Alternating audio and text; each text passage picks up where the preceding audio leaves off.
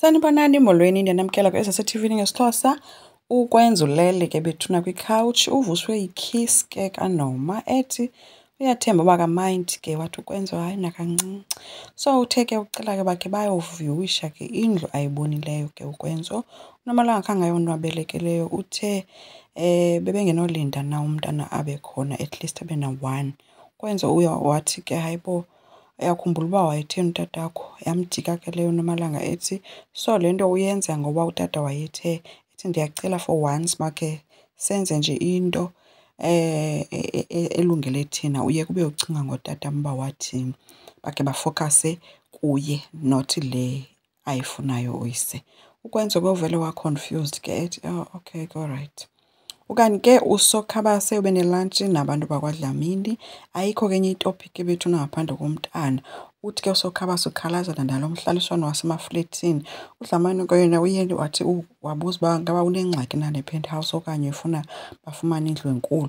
uSokhabase wathi ke hayi, ndiyabona umntu ozondiva kakuhle apha nguMamPhetheni njengefemeli, ethi ke makuthiwe ke uMamPhetheni wena ummithi. Utata womntana awumazi uba iintloso zakhe zithini ngawe, ungathini nje, ungaziva kanjani wena. Hayi ke amza ke abazali bakakwenzo, uthe ke uSokhabase ukwenzo makenze into elungileyo, makafake iringi eyakhe yankulu kumntanakhe. Wabe sesithi ke cheers to that, ethi kwi-big ring. Hayi ke nabo ke noPhetheni ke nolo besithi cheers ngee-glasses ke kuthiwa to the big ring. Bengakhululekanga ke uPhetheni le nto yale ncoko nje, uyambona nje uba akekho kuyo kakhulu okanye ke ucinga uba ukwenza uzothini. But ke ngoba ngaba abazali bangabo bavuma yonke into ethethwa nguSokhabase. Nabo ke belandelelana ke bethuna owamantshontsho ehagu ke bengena kwakwenzo. Nokwenzo ke othukile ethi ke hayibo, bamsurprisile ebuza uba wenzeni na. Babuzile ukuba uNoma uphi na, wabesithi ke nawo uNomalanga akekho uye kwispa. Wabebuza ke uba kwenzeka ntoni, kanti uPhetheni uyavele wakhupha ke iringi wanika unjengayo besemnika ke. Wabebuza kuPhetheni uba uyayithanda na. Ukwenza imothosile ke le into ethi ucela bamphe ixesha akacinge kakuhle ngayo yonke le. Unjengaye uthe ke le nto uyenzela umntu one-future nawe.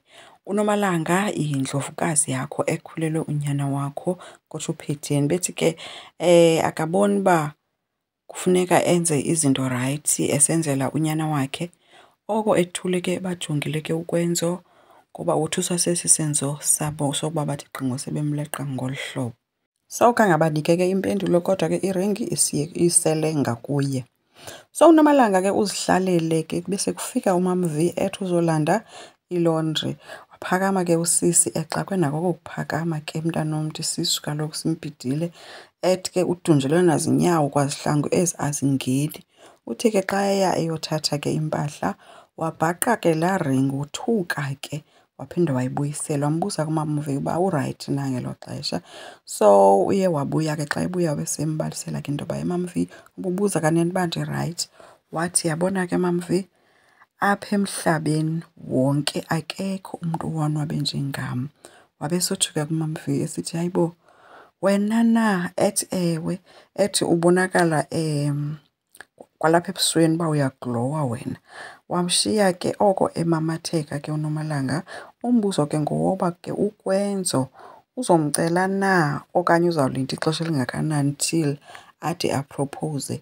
Uzobe sephoxeke kangakanani uNomalanga kule kuba ngoku sele elindele into ukwenza ubuya kwakhe uzopropowuza.